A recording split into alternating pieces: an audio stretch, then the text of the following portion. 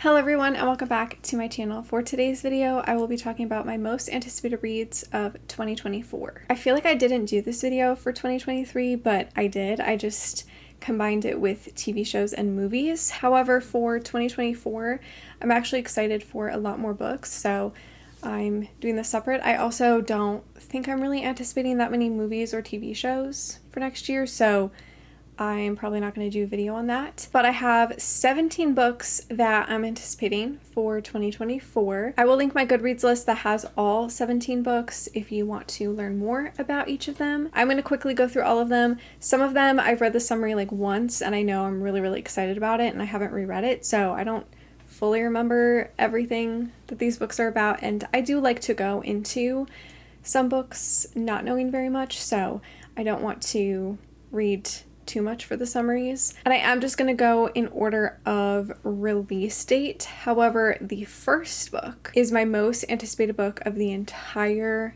year. This is like my number one. I am very excited about it, and that is a novel love story by Ashley Poston. I can't believe I have to wait until June for this book, but I love the cover. I am obsessed with it. It is so pretty. This basically follows a professor of literature who finds herself caught up in a work of fiction. I believe she gets stuck into this fictional world, this fictional town, and I think she falls in love with like the book boyfriend, and I believe he's a bookstore owner in this like fictional little town. Like all of Ashley's other books, it sounds very unique and interesting, and I'm sure it's going to be very heartfelt, and it's probably going to deal with grief in some way, and I am very excited for this book. I cannot wait. Okay, the rest are in order of release date.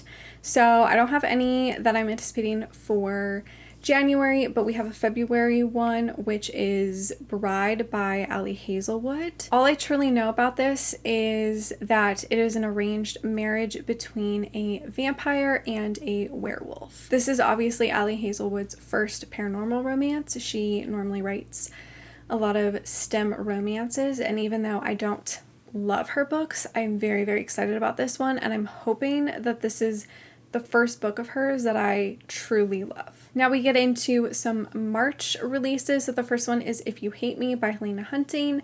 This is a standalone enemies to lovers, brothers, best friend hockey romance. There is no official blurb or cover for it yet, but I love Helena Hunting's hockey romances, and it has been a while since I've read some of her books. I really want to get back into reading some of my favorite authors and their new releases, so I'm excited about this new hockey romance. Then we have Swift and Saddled by Lila Sage. This is the second book in the Rebel Blue Ranch series, and this follows a city girl who is an interior designer, and she gets hired to design a new building for a ranch and for this cowboy.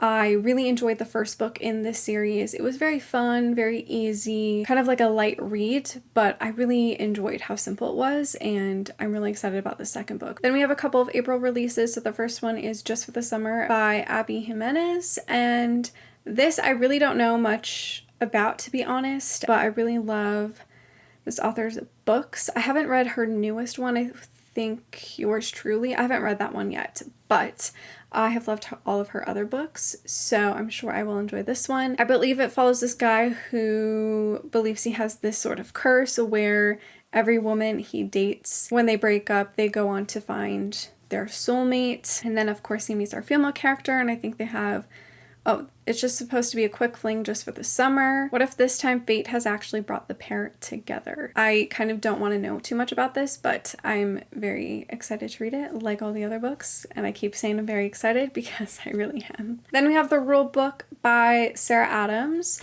and this one I didn't really have on my radar at first, but I read Practice Makes Perfect, which I really loved, so I am definitely intrigued by this one. It just says college sweethearts meet again years later, so second chance romance. I'm sure it will be a very cute and sweet romance. Then we have Wild Love by Elsie Silver. This is the first book in her new series, which is called Rose Hill, and I don't know if there's a blurb yet. It doesn't look like on Goodreads, but it does say single dad, brother's best friend, frenemies to lovers, and he falls first. It's a new series with new characters in a new small town, and I'm sure it's going to be a very fun read. The next one I'm excited about is Falling for Cage by Mia Sheridan. I haven't read a Mia Sheridan book in a really long time, and this is a new one. I believe it takes place in like the same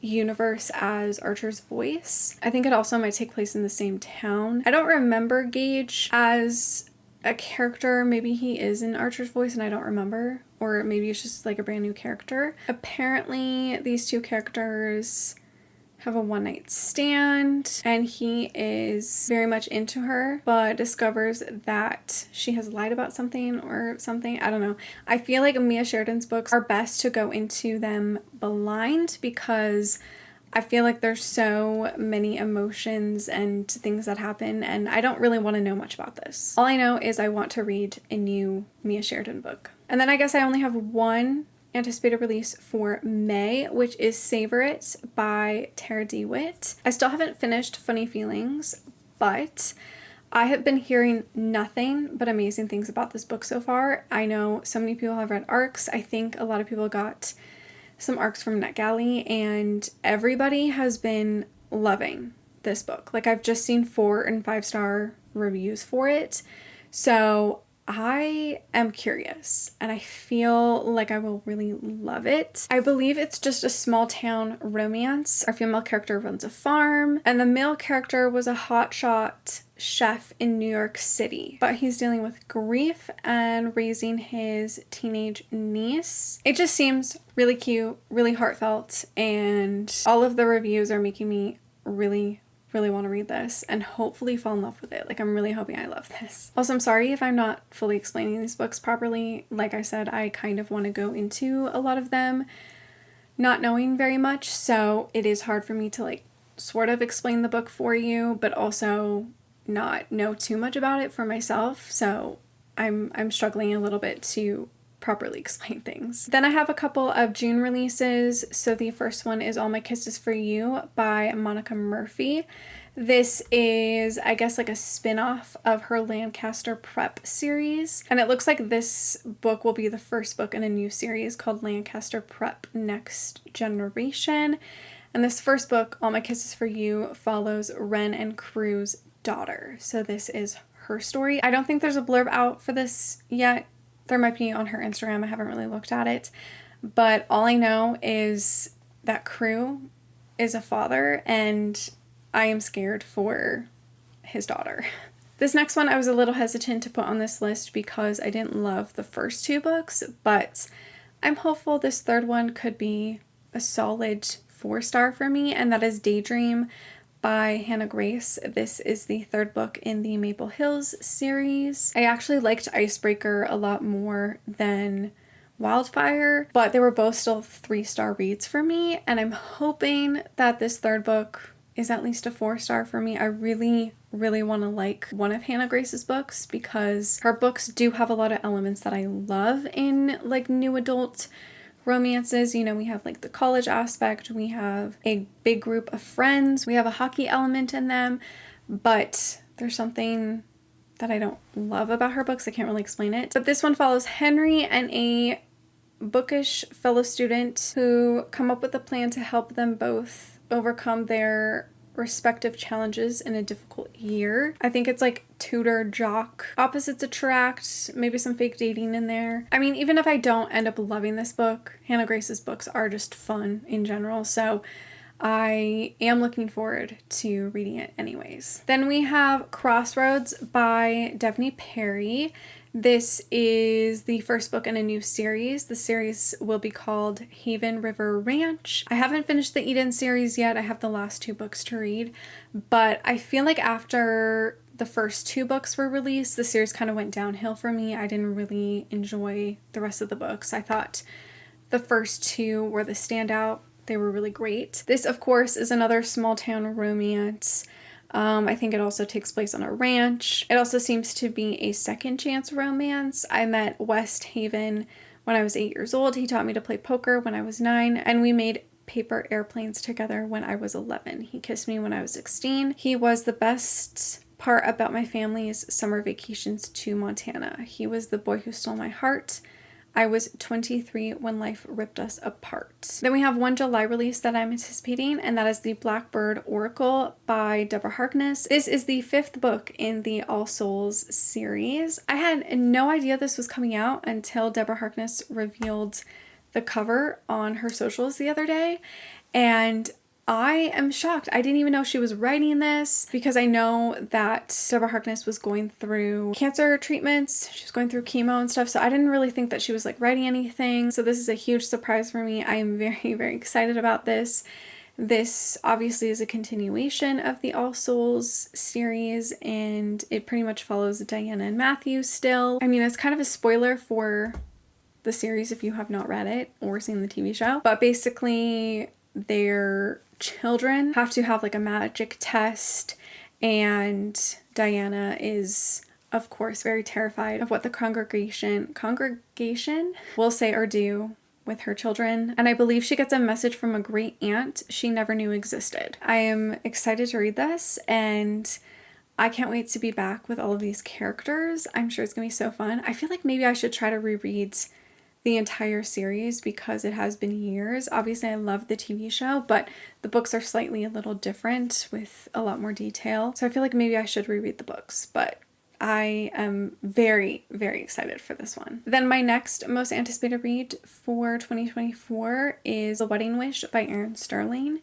This is the 3rd book in the Ex-Hex trilogy. This of course follows the 3rd Penhallow brother. Bowen Penhallow has always been a loner studying dark and ancient magic on a mountaintop in Wales. He prefers it that way, but when his friend Colin, who happens to be a ghost, asks him to attend a Yuletide wedding at a grand estate deep in the Welsh countryside, Bowen reluctantly agrees. Tamsin, that's a unique name. Tamsin is not a witch, but she makes a living off of them as a producer and seller of magical items. Bowen is an occasional customer. Ooh, and I guess both of them sneak into this very like mysterious house, and it transports them to the past in 1958, and they have to get back to the present. Ooh, this sounds really, really fun. I loved the first 2 books in the series, and this one sounds very unique. I think it'll be a perfect October read. Then we have A Witch's Guide to Magical Innkeeping by Sangu Mandana. I of course read The Very Secret Society of Irregular Witches by this author and really, really enjoyed it.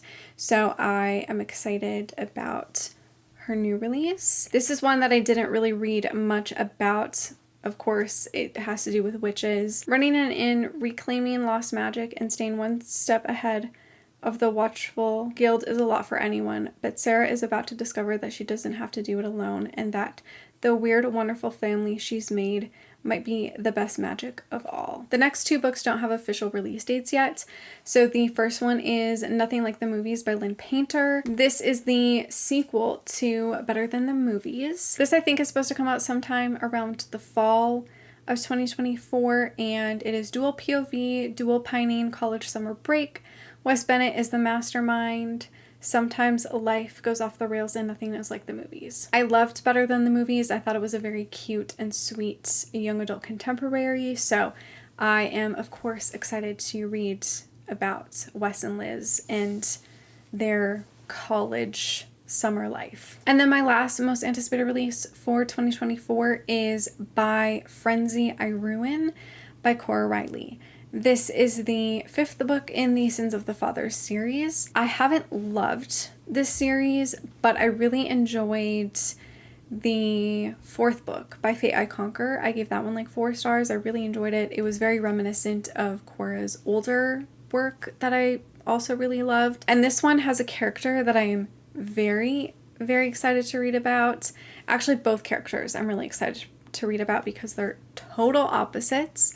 It is friends to lovers. It also says enemies to lovers. It's complicated. Touch her and you die hero, over the top hero. It's a stalker and second chance romance. I think this one will be kind of reminiscent of Remo and Seraphina's book, so I'm excited about it. Hopefully it will not disappoint. So those are all the books that I'm anticipating for 2024. What I don't love about these type of videos is that sometimes some self-published authors don't announce their book until last minute or like, a month before it comes out. And if I'm really, really anticipating it, obviously it's not going to be included in this video, but I am going to still do like my TBRs for not every month. I'm doing the seasonal TBRs again. If there is any other books that are announced last minute and stuff that I'm really, really anticipating, I will just add it in the Goodreads list. So you can always check that.